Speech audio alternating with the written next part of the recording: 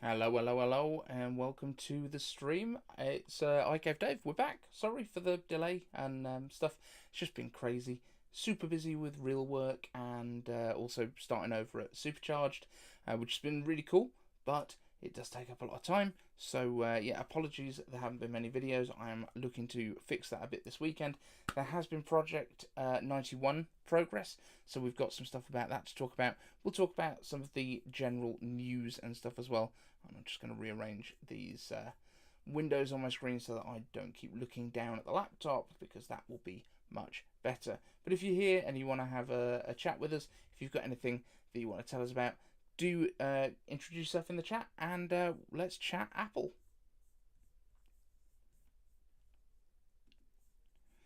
And we are just going to do a quick tweet to make sure that people know that we're here, and that will be really good, hopefully. Anyone watching? Who's here? I can see a couple of people are watching, but who is it? Say hello in the chat, don't be shy. Quick tweet.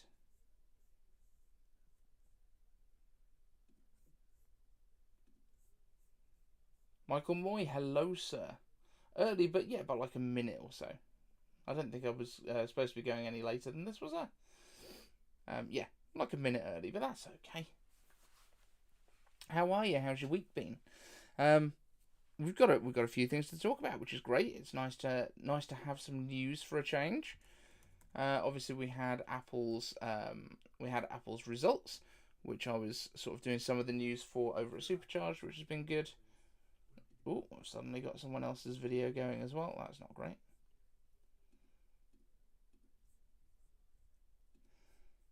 But yeah, here we go. Morton Anderson saying, "Can I increase the volume?" I'm sure that can be arranged. Let me just have a quick look here. Am I that quiet? I'm not normally quiet. I'm not known for being quiet. Try that. How's that for you? Pretty good earnings despite the economic problems. Yeah, agreed, Michael. And remember how big the year was previously as well. So it's interesting to see kind of how it lines up based on when Apple Silicon first kind of got launched. Sai Shinkawa, Sai Shinkawa. I'm hoping that's right. If I'm getting it miles off, do let me know. Frank Petri, hey, evening iCave, hello. Rick Bryant's here. Greg Comancho, hello, hello. Good, we've got a few people here. That's great. What's everyone been interested in this week? I obviously we're in the new studio now. This part is probably the least aesthetically pleasing part of the studio. Sorry about that, but that's kind of what we end up with in this angle, because obviously I need to have the system in front of me so that I can actually see what we're doing during the stream. For the videos and things, my camera's like way over here, looking back this way.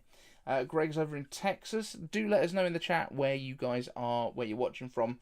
That'd be great. We have got progress, as I said at the beginning of this stream, on Project 91. We've got the display working. That was the really tricky bit. We've actually had all of the parts working. It's now a case of assembling it into the case. In fact, we have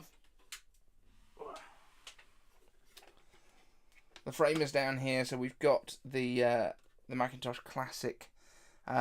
We've put a little M1 badge on it. I think that's a nice little touch.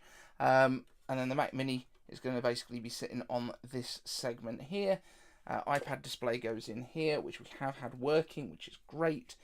Trying to work out now at the moment, just wiring stuff to be able to get the power going in through the original port on the back, which is going to be cool, because then hopefully we'll be able to use the original power switch to power everything. That's going to make it kind of fun, because it's going to feel a little bit more authentic. Looking forward to taking this into an Apple store as well, and sort of asking for some support with getting things like the next version of macOS installed on it. I think that'll be quite fun.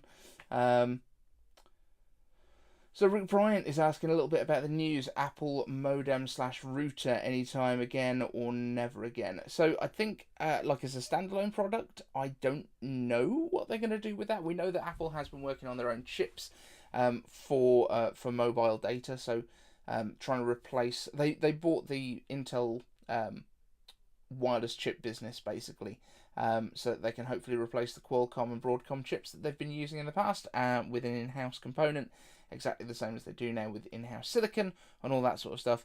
But if you mean something along the lines of sort of airport / time capsule / that kind of thing, I don't know. I don't know if there's anything that's that interesting that they can do with it that would sort of make it stand apart from what other people do.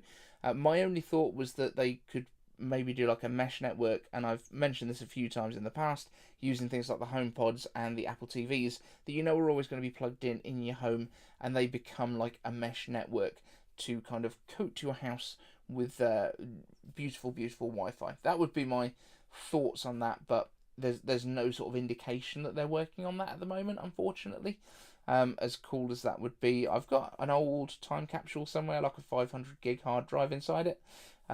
We can always set that up and play with it and do some stuff, but yeah, I don't think that's something that Apple's going to be pushing towards at the moment, if I'm completely honest.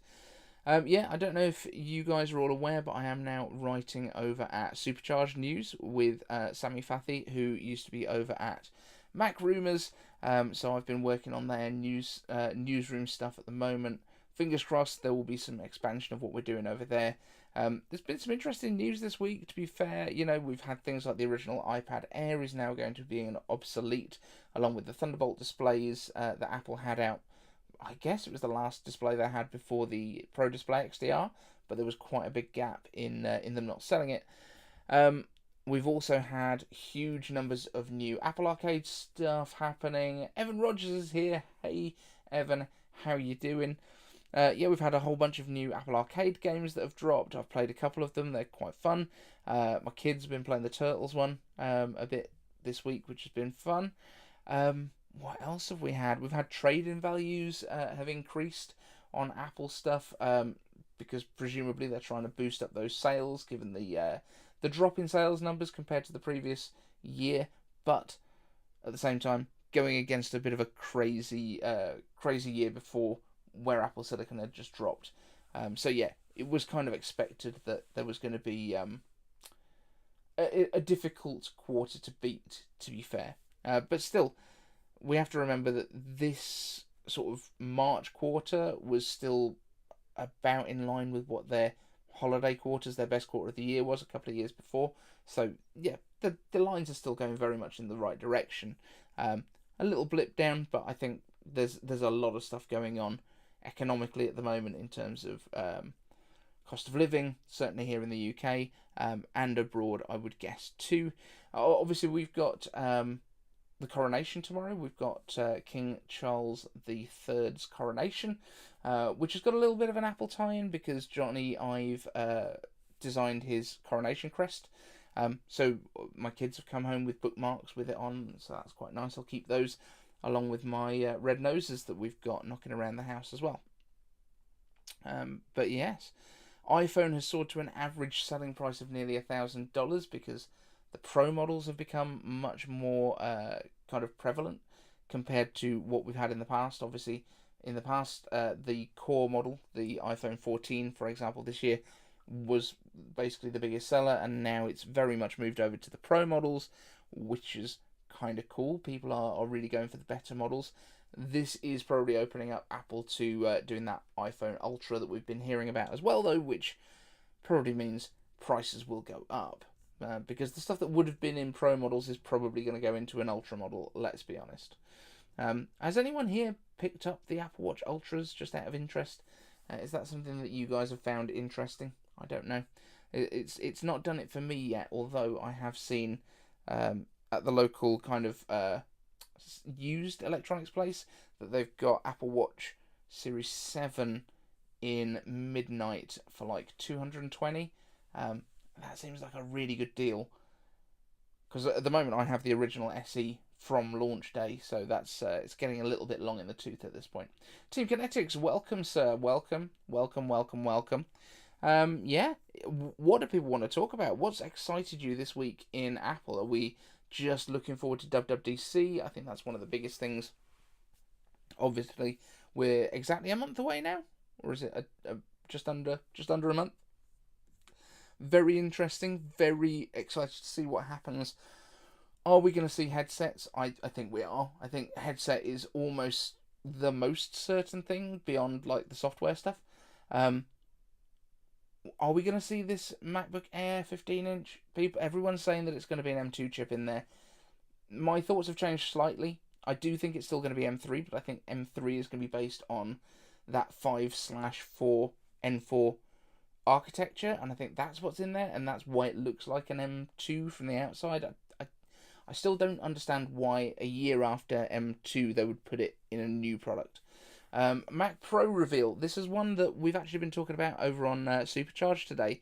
So I'm going to see what they're saying, actually. I think we might hear about it, but I don't think we're going to get it going on sale. I certainly don't think it's going to go on sale straight away.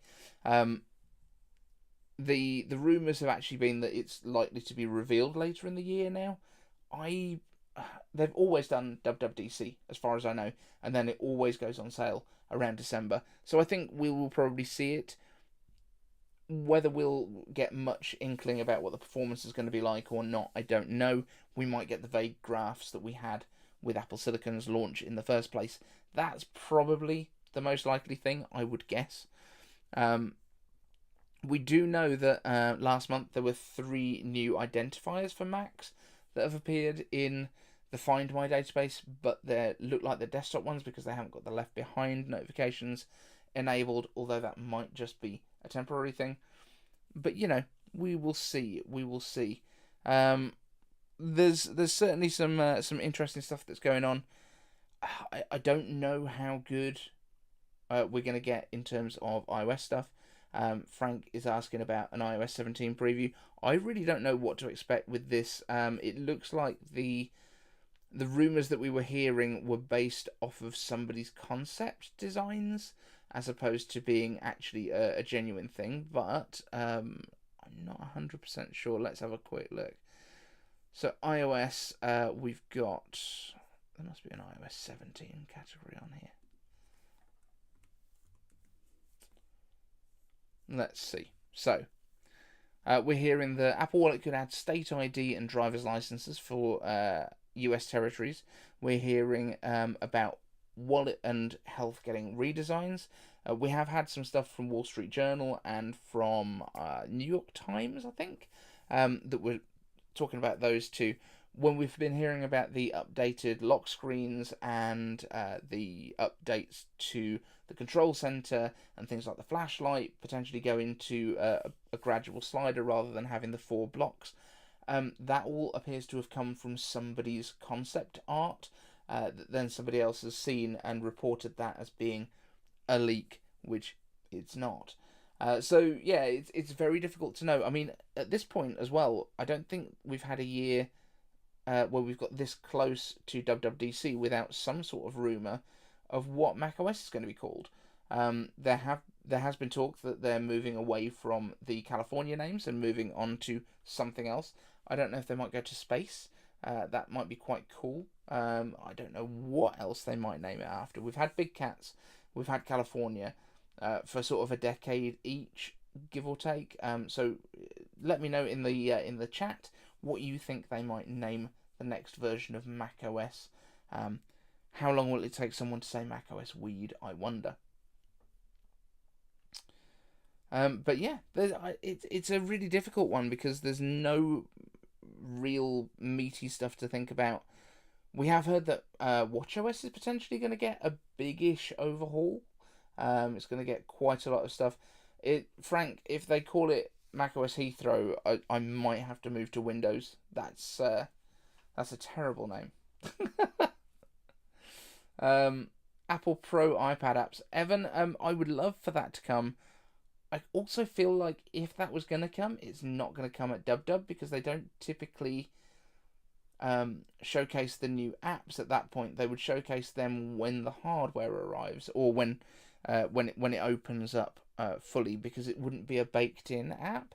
So you wouldn't be getting things like Final Cut or Logic going straight over to the iPad at DubDub, I don't think, because that would normally come with the full software release, I would have expected. And, because they always hash all of the stuff that the software can do when the hardware arrives as well.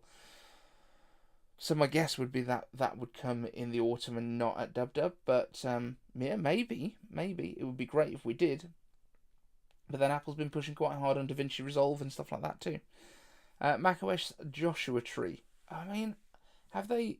I was about to say, have they done like double-barreled names for it before? But they have done Snow Leopard and then Snow Leopard and then Lion and Mountain Lion. But I don't think we've had. Oh, we had Big Sur. Yeah, I guess. Yeah, it could be. As I say, I think they're moving away from the location names, from what we've heard. But whether that's this year or next year, I don't know. Yeah. What else have you guys got for me? Morton Anderson, MacBook Air 15-inch with M3 now. How can that be possible? Think it will be M2 because of the stock.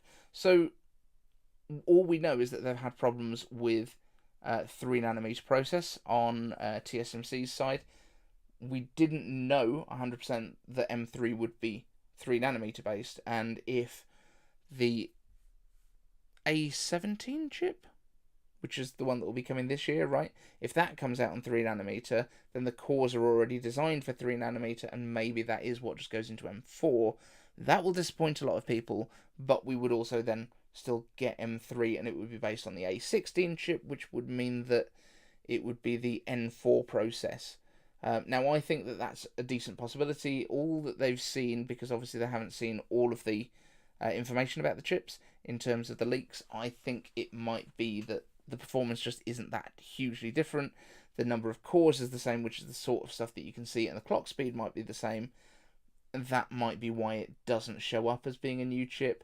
That's my thoughts. I don't 100% know. Michael Moy is saying TSMC yields on 3nm have been poor, should be better for Q3. Yeah, exactly. And by that point, at this point, TSMC should definitely be making iPhone chips and not worrying about Mac chips. So I think that if that's the case,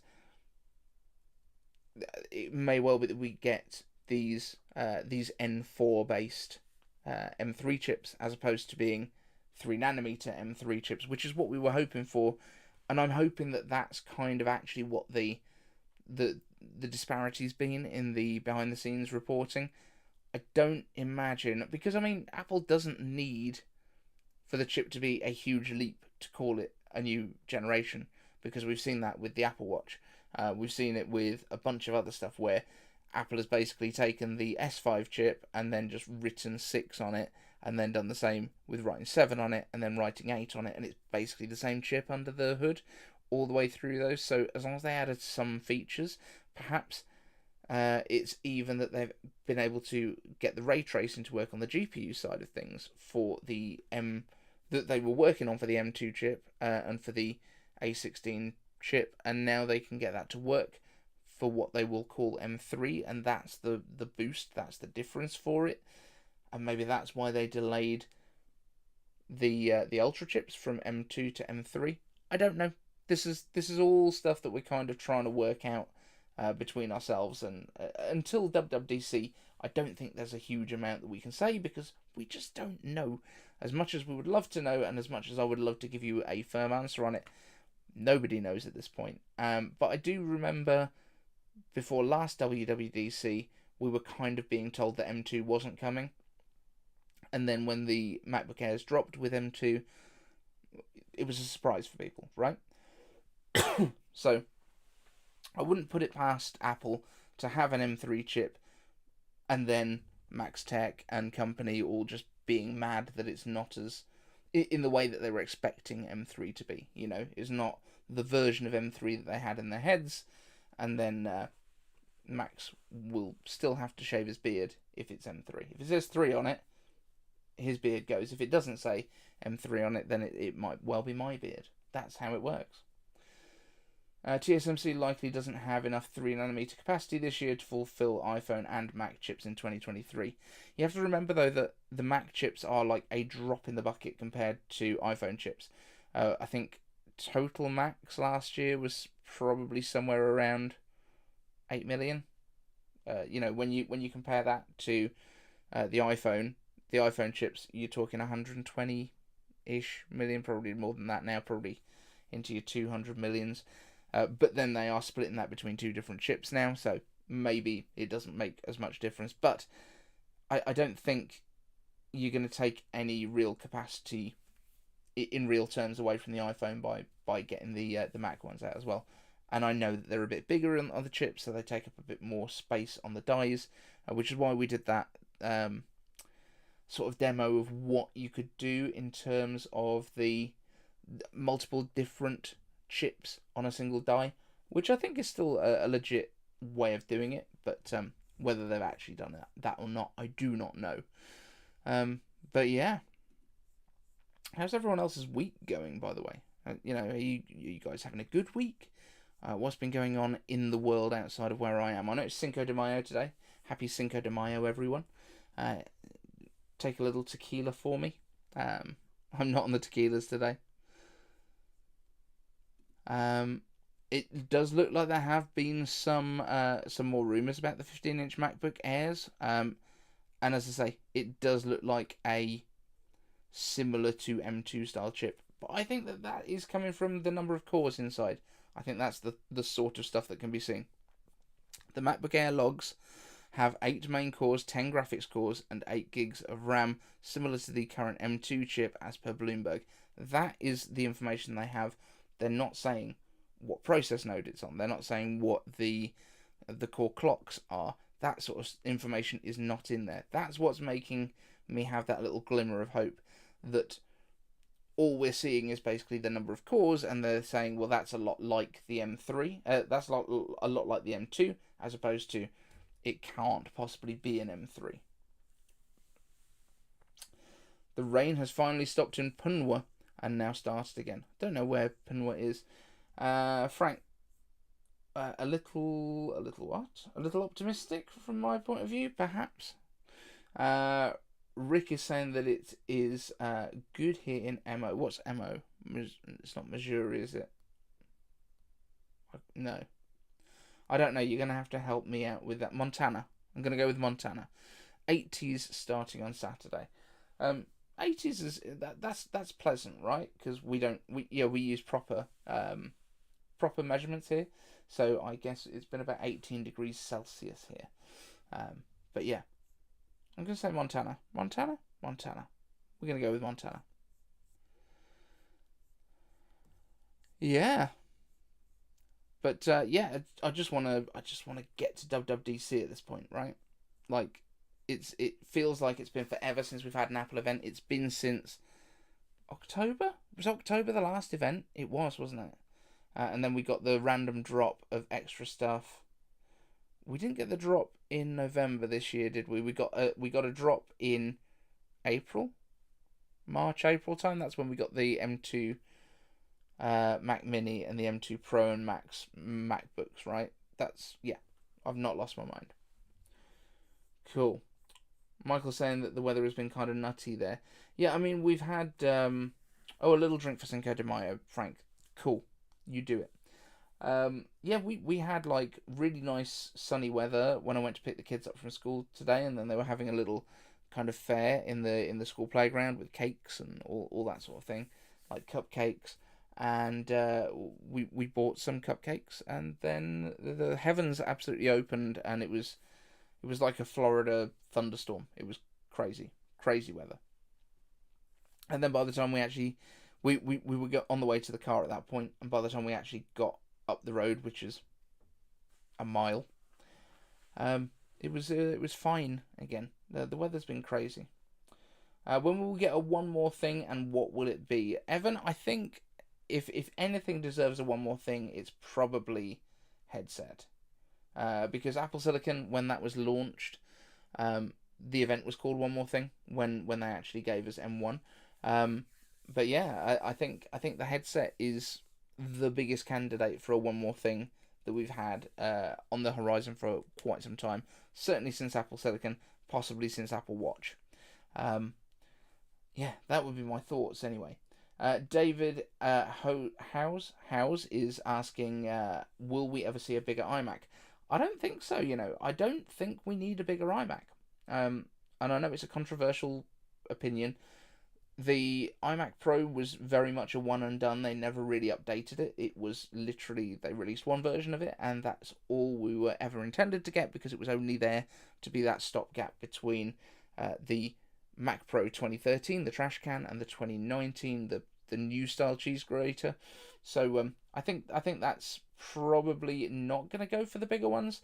I think iMac in general is more for kind of basicy office style stuff. If you go back to what the origin of the iMac was, it was the very consumer grade desktop for people, and then you had your consumer grade laptops, which was the iBooks, and then you had your Power Macs and your PowerBooks for the pros, which is what we have as our pros now.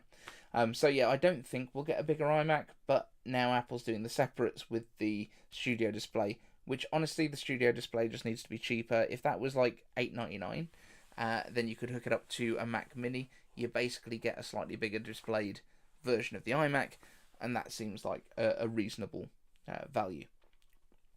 Bob G is asking, how's the new job going?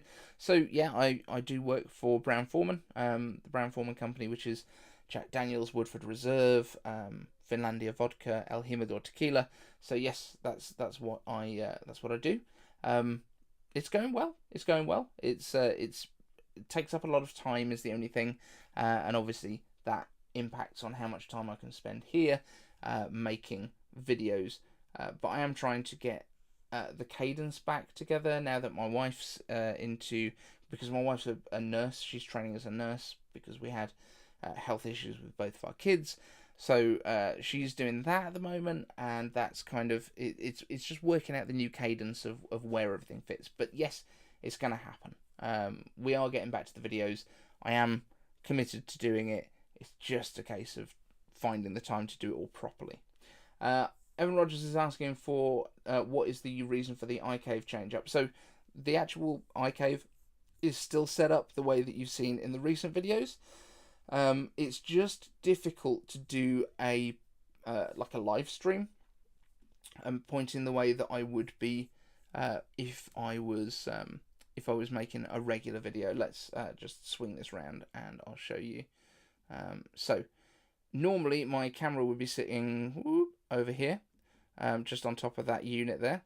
That's where the camera would sit. I'm using the webcam at the moment, which is sitting on here, and this is all the cool stuff that you're kind of used to seeing as the background. So that's the LEDs and the new wall that I built. Come back down to me. I'm over here. I'm over here. I'm over here. A little bit hot on that lighting there, but yeah, it'll reset itself. So that's kind of the new style of the iCave. The big driver for this was that we actually closed off a door that is in this area over here, opened up an old door that was on the other side. So now we have the laundry at the other end. We will have the washing machine moving out here because we're going to remodel the kitchen pretty soon. So there's a lot of stuff going on like that. So this is going to be our laundry room as well as my studio, because we have to share.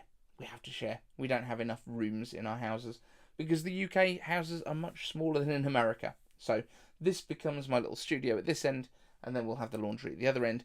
But it has made the space a lot more usable because there's now a big square gap in the middle of it, rather than it being like a galley where I had to keep kind of 50% of the room completely empty so you could get through. So that's the big reason for it.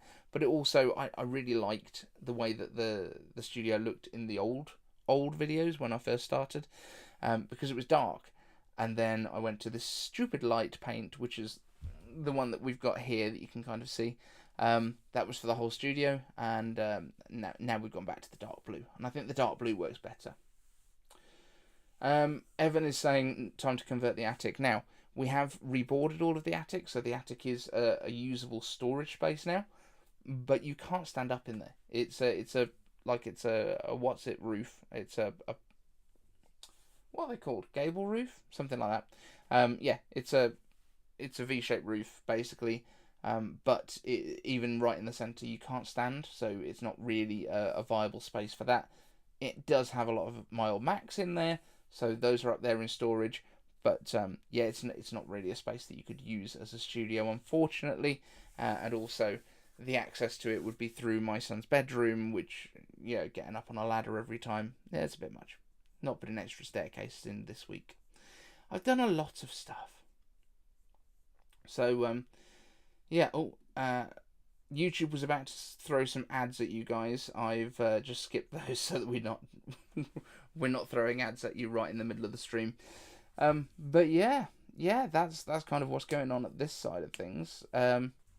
What does anyone want to talk about? I know we've been on for half an hour and we haven't chatted for nearly 2 weeks.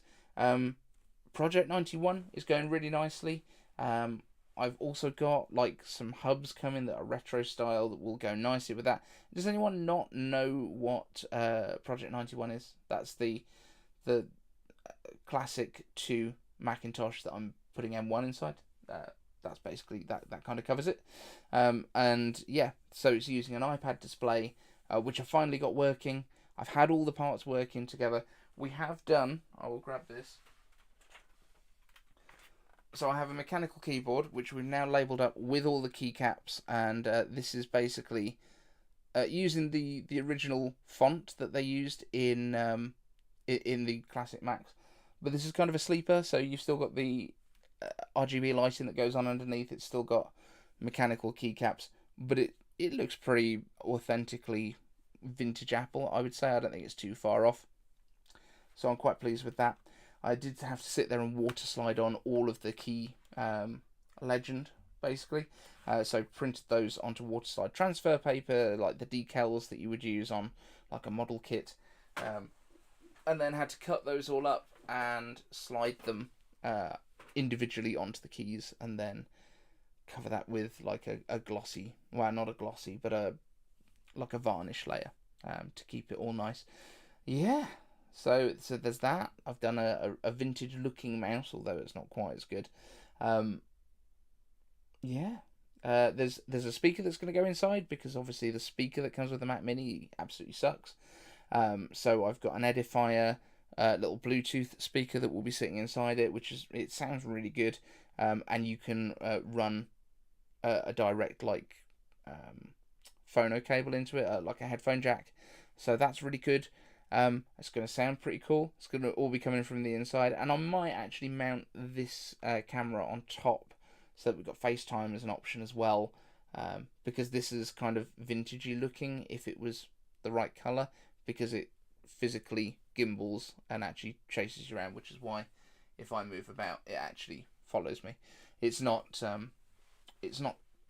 center stage. This is physically moving 4K camera, which is, I think, quite cool as a little sleeper bit. But what I'd like to do is mount a magnet on the inside of it, and then be able to just attach it on there and have the USB-C cable come out through the handle port on the top of the Macintosh. I think that would be quite cool. The other thing that I really wanted to do was be able to just drop your iPhone onto the top of it and have MagSafe that works through the case. So you can basically charge your iPhone just by dropping it on top of this Macintosh. Because I think that's a feature that Apple should put into its iMac feet in general. I think that should just be a part of it. You should have a MagSafe charging point in the foot, because then they could transfer the Magic Mouse and the Magic Keyboards and stuff to use in MagSafe, and you just pop them on there when they need topping up on the charge. I think that would be a really good way of doing it. But yeah, any other news that people want to talk about? Has anyone got any thoughts for what we're going to get with iPadOS, with iOS, with macOS? What are we expecting feature-wise? I don't think we really know anything at this point.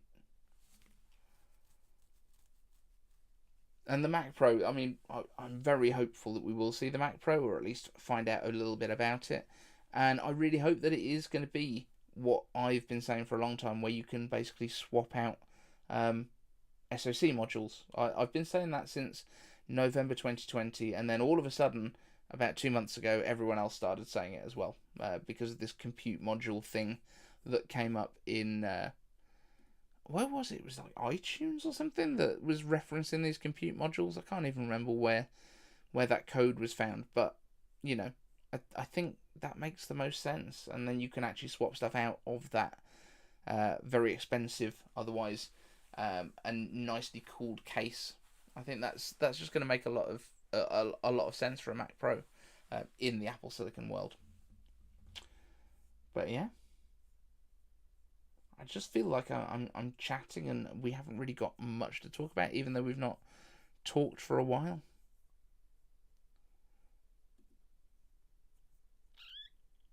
What's everyone excited for? What's everyone excited for at the next event? Are you excited for the new iPhone? Who's actually upgrading this year? Max Tech did a video today on iOS 17. I expect that was entirely accurate and not in any way sensationalist. I will have to check it out. I don't honestly see much of Max Tech stuff anymore. I see them on Twitter when he's chatting away, but I don't really. There's not many other tech creators that I watch much of now. I still watch Saran, obviously, and a few others, but really, I'm so much more kind of in my own little bubble. I should watch more. Who's everyone else's favourite tech creators right now? Rick Bryant, M3 chips I hope to upgrade, but we'll see. Yeah, I mean, I'm just hoping that these M3s are actually going to be different. Whether we're going to get M3 on 3nm or not, I don't know. If we do, it might be quite constrained in terms of the actual hardware that's available. And I think they've been producing, from the sounds of things, these 15-inch MacBook Pros, 15-inch MacBook Airs rather, for quite some time. Ross Young was saying that he thought it would have been ready to launch in April, but presumably they just started production way earlier because they think these things are going to absolutely fly out. And if it's M2 inside, is it going to fly out, or is it just going to kind of exist and fizzle out a little bit? I'm really hoping it's going to have an M3 written on it, even if it's basically an M2, because the M2 is dramatically faster than M1. I can't lie, because I started with M1. I'm now on M2 in a MacBook Air, and it's way faster than my M1 Mac Mini was, and that had the fan and everything inside. Evan Rogers is saying, I'm curious on the pricing of VR. The latest that we've heard is probably around 3K, and I think that's probably accurate, because it sounds like each of the displays, or each eye, is basically going to cost Apple nearly $1,000 to manufacture, in terms of the display resolutions and things like that.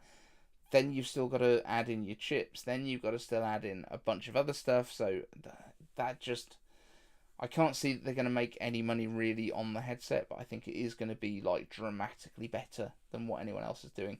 But we might not even get pricing at WWDC, because this is probably going to be more like what we saw of Apple Silicon at WW in 2020, where we hear what it can do, we see the developers getting some sort of hardware that they can work out their projects on, and then the fast version of it comes when it actually goes on sale. And my thought is it will go on sale this fall, maybe in November.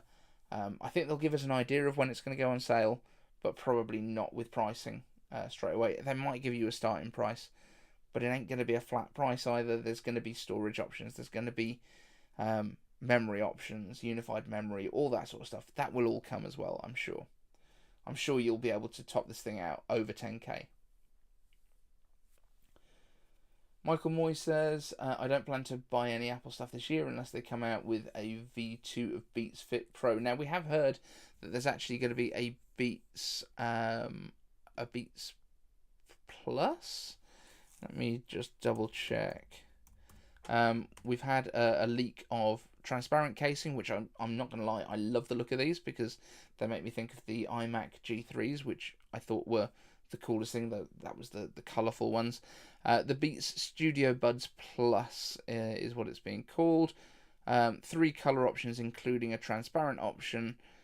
Basically, they leaked on Amazon by accident, so that means they'll be going to be pretty early, or pretty soon rather. So that's hopefully what's going on there. Frank is saying Luke's rebuilds are interesting. Yeah, I've been watching those obviously all the time.